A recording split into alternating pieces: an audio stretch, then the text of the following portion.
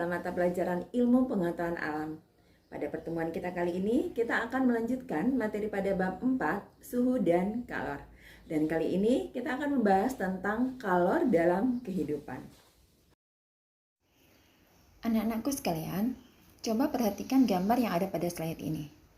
Sini ada air yang dimasukkan ke dalam panci, kemudian dipanaskan dengan api. Nah, lama-kelamaan air ini akan mendidih. Mengapa demikian?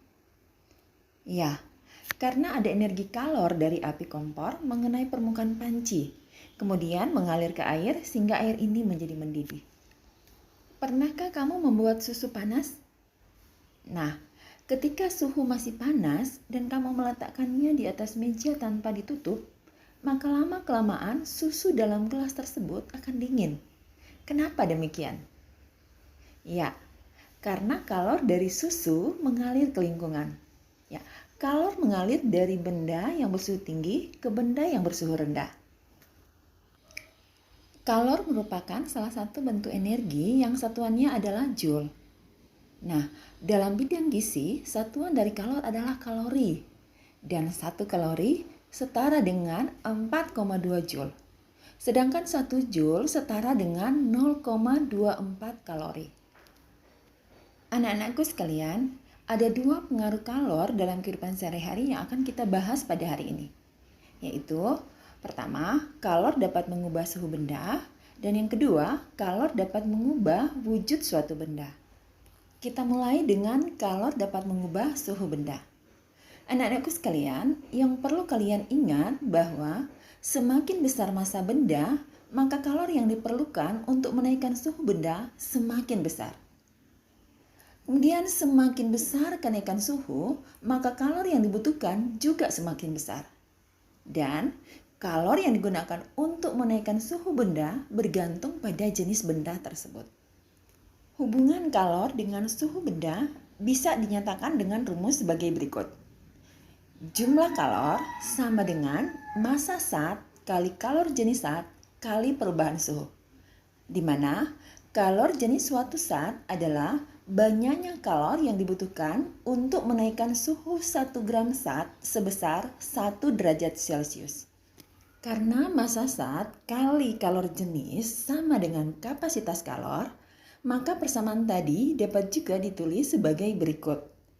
Jumlah kalor sama dengan kapasitas kalor kali perubahan suhu, di mana kapasitas kalor adalah banyaknya kalor yang dibutuhkan untuk menaikkan suhu sebesar 1 derajat Celcius.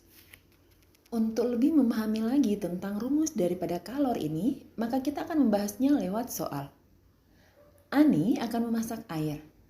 Air yang akan dimasak Ani bermassa 100 gram, yang suhu mula-mulanya 20 derajat Celcius. Kemudian dipanaskan hingga mendidih. Jika kalor jenis air adalah 4.200 joule per kilogram derajat Celcius, tentukan jumlah kalor yang diperlukan. Nyatakan dalam satuan joule. Berdasarkan soal, kita ketahui massa dari air adalah 100 gram. Karena kalor jenis air satuannya joule per kilogram derajat Celcius, maka kita akan mengkonversi dari gram ke kilogram, di mana massa 100 gram itu sama dengan 0,1 kilogram. Kemudian yang kita ketahui juga adalah suhu mula-mula dari air 20 derajat Celcius. Setelah dipanaskan, air mendidih yaitu pada 100 derajat Celcius. Kita juga ketahui kalor jenis air adalah 4.200 joule per kilogram derajat Celcius. Yang ditanya adalah kalor yang diperlukan dalam satuan joule.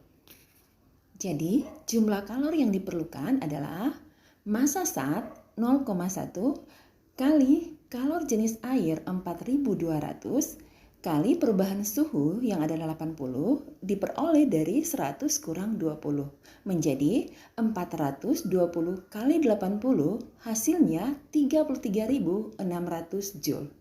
Jadi jumlah kalor yang diperlukan untuk mendidihkan air adalah 33.600 joule. Selanjutnya kita akan mempelajari tentang kalor yang dapat mengubah wujud suatu benda. Nah, anak-anakku sekalian, perhatikan gambar pada slide ini. Di sini ada es kristal yang dipanaskan. Kira-kira apa yang akan terjadi? Ya, es akan berubah menjadi cair. Kemudian lama-kelamaan akan mendidih. Dan air yang menguap ini akan berubah menjadi gas yang berupa uap air. Ada 6 perubahan wujud benda yang akan kita pelajari pada saat ini. Pertama, mencair atau melebur. Mencair adalah perubahan wujud dari zat padat menjadi zat cair. Dan sebuah zat yang mencair akan memerlukan kalor. Contohnya, es yang mencair. Perubahan wujud yang kedua adalah membeku. Membeku adalah perubahan wujud dari zat cair menjadi zat padat. Nah, dalam peristiwa ini terjadi pelepasan kalor. Contohnya, air yang membeku. Perubahan wujud yang ketiga adalah mengembun. Mengembun adalah perubahan wujud dari zat gas menjadi zat cair. Nah, dalam peristiwa mengembun, dia akan melepaskan kalor. Contohnya, air es yang dibiarkan lama-kelamaan akan mengembun. Perubahan wujud yang keempat adalah menguap. Menguap adalah perubahan wujud dari zat cair menjadi zat gas. Dan dalam peristiwa menguap memerlukan kalor.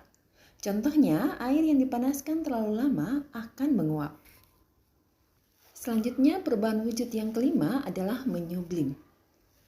Menyublim adalah perubahan wujud dari zat padat menjadi zat gas. Dan dalam peristiwa menyublim, dia memerlukan kalor. Contohnya, kapur barus yang lama-kelamaan akan habis berubah menjadi wewangian atau gas. Dan perubahan wujud yang keenam adalah mengkristal. Mengkristal adalah perubahan wujud dari gas menjadi zat padat. Dan dalam peristiwa mengkristal, itu melepaskan kalor. Contohnya, terbentuknya salju.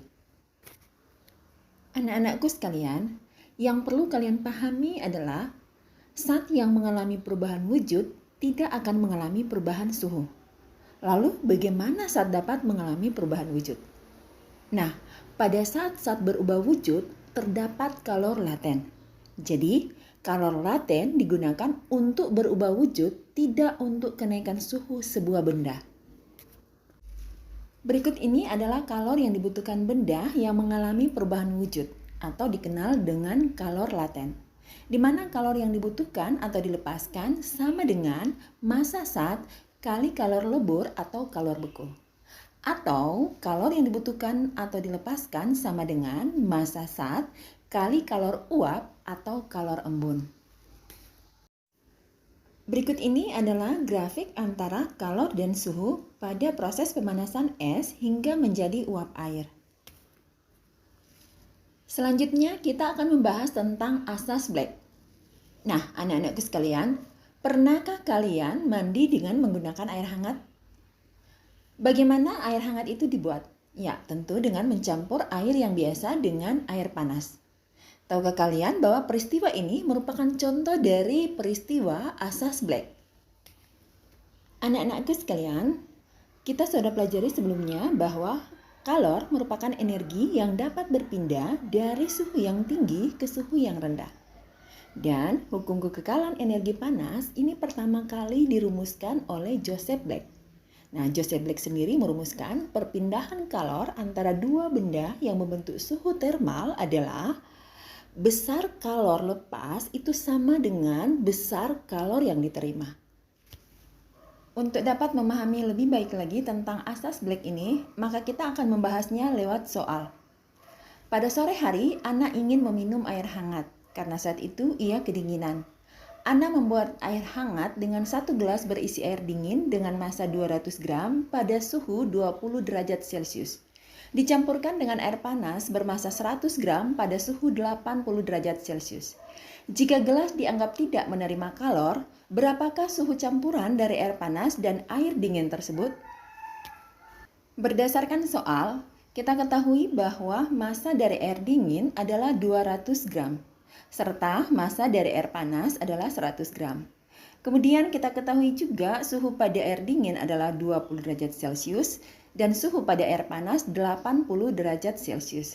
Serta kalor jenis air adalah 1 kalori per gram derajat Celcius.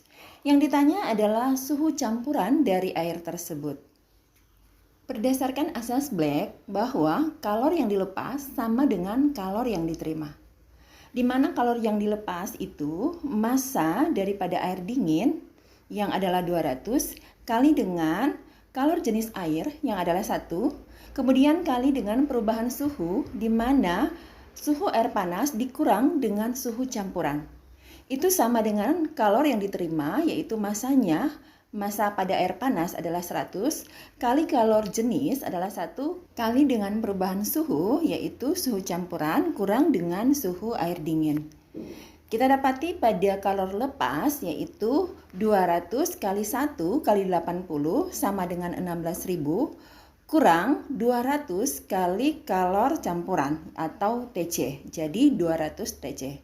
Itu sama dengan kalor yang diterima yaitu 100 kali 1 kali suhu campuran yaitu 100 TC. Kurang dengan 100 kali 20 yaitu 2000.